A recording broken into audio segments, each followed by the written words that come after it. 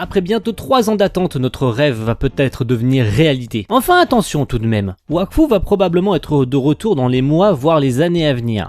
Un projet Kickstarter va être ouvert au mois de juin afin que les internautes et leur générosité financent cette suite. À cette occasion, je pense qu'il est temps pour moi de vous parler un peu de cette série d'animation française qui nous a tous un peu bercés dans notre enfance. Avant toute chose, revenons sur ses origines. Wakfu est une série animée française du studio Ankama Animation, écrite et réalisée par Anthony Roux, fondateur d'Ankama. Ayant 3 saisons de 2 fois 26 épisodes et une saison 3 de 13 épisodes, comptez aussi dedans 3 OAV de 45 minutes chacun, faisant le lien entre la saison 2 et 3. Mais en fait...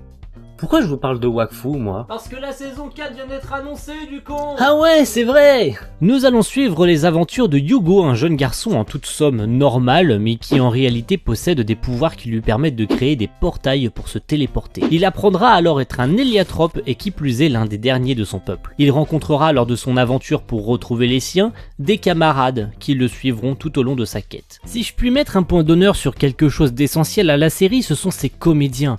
Adeline Chetaille sur la princesse Amalia ou encore Geneviève Douang sur Évangeline Lacra. On retrouve un casting de malade mental, ce qui offre une immersion génialissime au sein de la série. Ils affronteront de terribles ennemis comme Nox, l'horloger fou et sa machine à remonter dans le temps, ou encore Kill Bill l'héliatrope qui a trahi son peuple, et bien d'autres. La tranche d'âge que cherche à attirer Ankama avec cette série était plutôt jeune à la base, mais la saison 3 a remis un peu tout en place avec des enjeux et des thématiques beaucoup plus adultes, car les personnages ont beaucoup vieilli et leurs priorités ne sont plus les mêmes qu'avant. On peut citer la fameuse relation Yugo et Amalia qui en a fait trembler plus d'un, ou encore Tristepin et Évangeline, couple phare de la série avec leurs 3 enfants. Malgré tout, cette saison 3 aura suscité beaucoup de critiques déjà dues à son nombre d'épisodes plus courts, beaucoup d'incohérences scénaristiques et un méchant avec des ambitions un peu douteuses, et une fin qui en a frustré beaucoup. Mais bon, Wakfu est une série qui est avant tout là pour te mener à l'aventure, avec des combats aux chorégraphies rythmées qui te laissent bouche bée.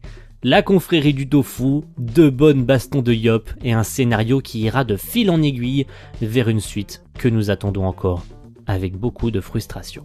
Merci à tous d'avoir regardé cette vidéo, on se retrouve pour une prochaine, c'était Sorisan, et à la prochaine tout le monde, ciao tout le monde, bye.